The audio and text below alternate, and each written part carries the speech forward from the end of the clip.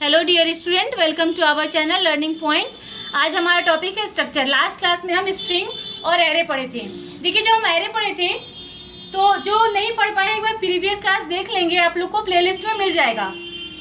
ठीक है।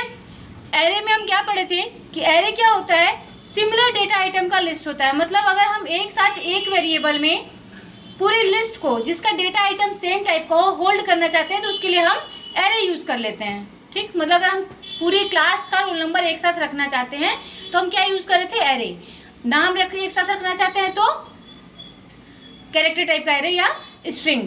अब क्या हुआ कि समस्या ये आने लगी कि हम ये चाहते हैं कि नहीं, एक स्टूडेंट का रोल नंबर, नाम, डेट ऑफ बर्थ, मार्क्स, ये सब कुछ एक जगह मिले। तो क्या करें, हमारे पास एक लिस्ट था, एक ऑर्गेनाइजेशन था जिसमें हम लोग सिमिलर डेटा आइटम को होल्ड करके रख सकते थे। तो इस तरह की प्रॉब्लम को सॉर्ट आउट करने के लिए, मतलब डिफरेंट टाइप के डेटा आइटम को होल्ड करके रखने के लिए या उसको ऑर्गेनाइज करने के लिए हम क्या यूज किए, स्ट्रक्चर। ठीक, अब डेफिनेशन से देखिए क्या लिखा है कि the structure in C is a user defined data type. क्या होता है, स्ट्रक्चर एक यूजर डिफाइंड डेटा टाइप होता है that can be use to group item of possible different type. ये क्या है, किस लिए यूज किया जाता है, डिफरेंट डेटा टाइप के आइटम्स को एक साथ ग्रुप करने के लिए इनटू अ सिंगल टाइप। किसी एक सिंगल टाइप में डिफरेंट डेटा आइटम को या डिफरेंट डेटा टाइप के आइटम्स को होल्ड करने के लिए या ग्रुप करने के लिए क्या यूज करते हैं, स्ट्रक्चर। ठीक, स्ट्रक्चर को डिफाइन करने के लिए हम क्या यूज करते हैं, स्ट्रक्ट कीवर्ड का। ठीक है, तो देखिए लिखा है struct keyword is use to define the structure in C programming. Next time क्या लिखा है, the item in structure are called members. और जो आइटम डिफाइन होते हैं स्ट्रक्चर के अंदर उनको हम बोलते हैं members. They can be any valid data type. और ये जो मेंबर्स हो सकते हैं वो किसी भी तरह के डेटा टाइप हो सकते हैं जो पहले से सी में डिफाइंड है, जैसे कैरेक्टर टाइप का, फ्लोट, इंटीजर, है ना। अब नेक्स्ट क्या है, एरे को हम कैसे डिक्लेयर करें या डिफाइन करें, सॉरी क्रिएट करें। डिफाइन, क्रिएशन और declaration is same. Okay, exam में अगर आएगा हाउ कैन क्रिएट या हाउ कैन डिक्लेयर तो एक ही चीज लिखेंगे। अब जैसे हम अदर वेरिएबल्स को डिक्लेयर करते थे वैसे ही यूज करने से पहले हमको स्ट्रक्चर को डिक्लेयर करना पड़ेगा। ठीक, मतलब ये बताना पड़ेगा कि उसका डेटा टाइप क्या होगा, उसमें कौन कौन से मेंबर होंगे। ठीक है, तो इसके लिए हम क्या यूज करते हैं, स्ट्रक्ट कीवर्ड का। बस ऐसे कि वी कैन क्रिएट और declare structure by using struct keyword, दिख रहा है ना, and declare each of its item inside the curly braces along with their data type. और जो इसके मेंबर्स होंगे उनको डेटा टाइप के साथ डिक्लेयर करेंगे। दिखेगा कैसा, जनरल सिंटेक्स से देखते हैं। देखिए, जनरल सिंटेक्स में आपको दिखाया गया है, सबसे पहले क्या करना है, स्ट्रक्ट कीवर्ड का यूज करना है। जो स्ट्रक्चर का आप नाम देना चाहते हैं वो उसको लिख लेंगे तो स्ट्रक्चर टैग हो जाएगा। ठीक, फिर data type member name 1, data type 2, member name 2 till data type n and member name n। उसके बाद कर्ली ब्रेसेस क्लोज, टर्मिनेटर लगा देंगे। ठीक, ये हो गया आपका डिक्लेरेशन। एग्जाम्पल देख लीजिए कैसा दिखेगा, स्ट्रक्ट स्टूडेंट, स्ट्रक्चर नेम की जगह हम क्या लिखे, स्ट्रक्चर का नाम है स्टूडेंट, स्ट्रक्ट क्या है, कीवर्ड। अब डिफरेंट डेटा टाइप लिख लीजिए। ये जो डेटा टाइप है इसमें दो सेम भी हो सकते हैं या सारे के सारे डिफरेंट भी हो सकते हैं। जैसे हमने लिखा इंट मार्क्स और इंट रोल नंबर।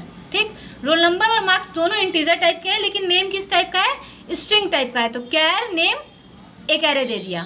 फिर क्या है, फ्लोट, परसेंटेज, उसके बाद कर्ली ब्रेसेस क्लोज, टर्मिनेटर। ठीक है, ये हो गया हमारा डिक्लेरेशन।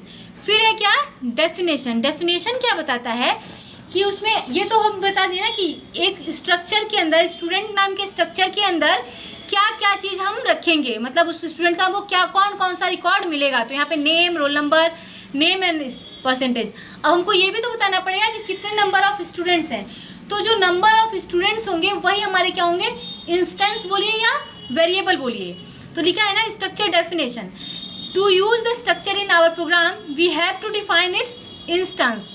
ठीक, उसके जो इंस्टेंस है, उनके करंट वेरिएबल्स हैं, उनको डिफाइन करना पड़ेगा। We can do that by creating variable of structure type. इस स्ट्रक्चर टाइप का जो स्टूडेंट, अगर हम स्टूडेंट स्ट्रक्चर बनाए हैं तो स्टूडेंट स्ट्रक्चर टाइप का वेरिएबल क्रिएट करके हम क्या करेंगे, इंस्टेंस को डिफाइन करेंगे। We can define the structure variable using 2 method. और ये कैसे कर सकते हैं हम? 2 मेथड का यूज़ करके। वो 2 मेथड क्या होंगे आइए देखते हैं। देखिए पहला मेथड है कि जब हम स्ट्रक्चर टैग को डिक्लेयर कर रहे थे उसी के साथ साथ हम वेरिएबल भी डिक्लेयर कर दें। ठीक है ना, variable declaration with structure template. तो ये हमारा स्ट्रक्चर टेम्पलेट, देखिए इस दोनों का तुलना करिए।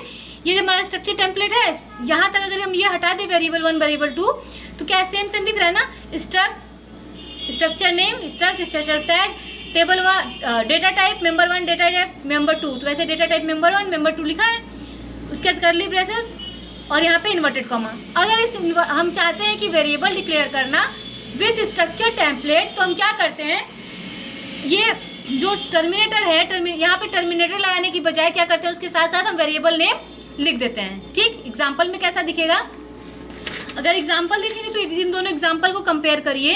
देखिए यहाँ पे लिखा है ना इंट मार्क्स, चलिए हम यहाँ भी लिख देते हैं कि इंट मार्क्स। ठीक, int marks, int roll number, char name, float, percentage, यहाँ तक की बात सेम थी, उसका टर्मिनेटर लग गया था।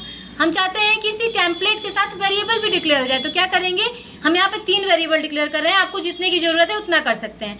S1, S2, S3 ये 3 वेरिएबल हैं। मतलब क्या है कि S1 का ये सारा रिकॉर्ड हमको मिलेगा, S2 का ये सारा रिकॉर्ड मिलेगा और S3 का ये कंप्लीट रिकॉर्ड हमको मिलेगा। ओके, चलिए अब दूसरा तरीका क्या है कि हम इस टेम्पलेट के साथ ना डिफाइन करके इस टेम्पलेट को पहले डिक्लेयर कर दें और बाद में इस स्ट्रक्चर का यूज करके हम वेरिएबल को डिक्लेयर करें। क्या लिखा है, structure variable declaration after structure template. तो कैसे करेंगे, स्ट्रक्चर का नाम, जैसे एग्जांपल से समझेंगे, स्ट्रक्चर का नाम, फिर वेरिएबल 1 वेरिएबल 2, जितना वेरिएबल आपको डिफाइन करना उतना वेरिएबल, और उसके बाद लास्ट में टर्मिनेटर। अब कैसे कर रहा है, स्ट्रक्ट कीवर्ड लिखा, स्ट्रक्चर का नाम क्या है स्टूडेंट, तो स्टूडेंट लिखा, उसके बाद हम वेरिएबल डिक्लेयर करना चाहते हैं 3, तो S1, S2, S3। ठीक, ये हो गया हमारा डेफिनेशन। अब हमको ये चाहिए कि हम स्ट्रक्चर वेरिएबल को एसेस कैसे करेंगे। ठीक है, अगर आप इनिशियलाइजेशन भी देखना चाहते हैं तो देख लीजिए। इनिशियलाइजेशन करने, चलिए वहीं से दिखा देते पहले। एसेस कैसे करेंगे, एसेस करने के लिए स्ट्रक्चर में जो स्ट्रक्चर के मेंबर हैं उनको एसेस करने के लिए, मतलब जो नाम लिख रहे हैं, रोल नंबर लिख रहे हैं, उसको हम कैसे एसेस करेंगे, उसके लिए हम यूज करते हैं डॉट ऑपरेटर का। ठीक है, कैसा स्ट्रक्चर दिखेगा, structure name dot member 1, structure name dot member 2। ठीक, ऐसे जितना आप जो मेंबर लिखना हो पहले स्ट्रक्चर नेम डॉट और उसके बाद उस मेंबर का नाम लिख देंगे। ठीक है, जैसे हमको स्टूडेंट का मार्क्स सर्च करना है, यहाँ पे स्ट्रक्चर नेम लिखें। ठीक है, तो हम क्या करेंगे कि हमको मान लीजिए पहला स्टूडेंट, यहाँ पे स्ट्रक्चर वेरिएबल लिखना था, नेम नहीं हुआ, बुक में गलत लिखा था, structure variable member 1, structure variable number 2। मतलब जैसे मान लीजिए हम S1 का नाम ढूंढना चाहते हैं तो क्या करेंगे, S1 डॉट नेम। ठीक, रोल नंबर चाहिए तो S1 डॉट रोल नंबर। ठीक है, तो इसको एक्सेस करने के लिए हम ऐसे यूज करेंगे। प्रोग्राम से समझने का कोशिश करते हैं कि hash include console input output, यहाँ तक की बात सेम है। Standard input output 2 header file हम ले लिए, एक कंसोल और एक स्टैंडर्ड। अब क्या करना है, मेन फंक्शन के बाहर हम स्ट्रक्चर को डिक्लेयर करते हैं। ये बात हम दिमाग में फीड कर लेना, मेन से पहले हम क्या करेंगे, इसको हम ग्लोबली डिफाइन करते हैं। वेरिएबल पढ़ रहे थे ना, तो वहाँ पढ़े थे लोकल वेरिएबल, ग्लोबल वेरिएबल। तो हम क्या करते हैं, स्ट्रक्चर को मेन फंक्शन से पहले डिक्लेयर कर देते हैं। देखिए मेन बाद में लिखे हैं और स्ट्रक्चर को पहले ही डिक्लेयर किए हैं। डिक्लेयर करने के लिए क्या किया, स्ट्रक्ट कीवर्ड यूज़ किया, स्टूडेंट, टर्मिनेटर यहाँ नहीं लगाएंगे, बहुत सारे स्टूडेंट टर्मिनेटर लगा देते हैं। यहाँ टर्मिनेटर लगाएंगे तो आपका ये पूरा पार्ट नहीं एग्जीक्यूट करेगा। टर्मिनेटर नहीं लगाएंगे, फिर लिखेंगे इंट मार्क्स, रोल नंबर और नेम, जो जो आपको चाहिए उसको लिखते जाएंगे और टर्मिनेटर लगाते जाएंगे। यहाँ पे टर्मिनेटर लगाएंगे, जैसे इंट लिखे मार्क्स तो ये इंटीजर टाइप का एक वेरिएबल डिक्लेयर हुआ मार्क्स। ठीक है, ऐसे एक रोल नंबर और एक नेम, 3 मेंबर डिक्लेयर कर लिए।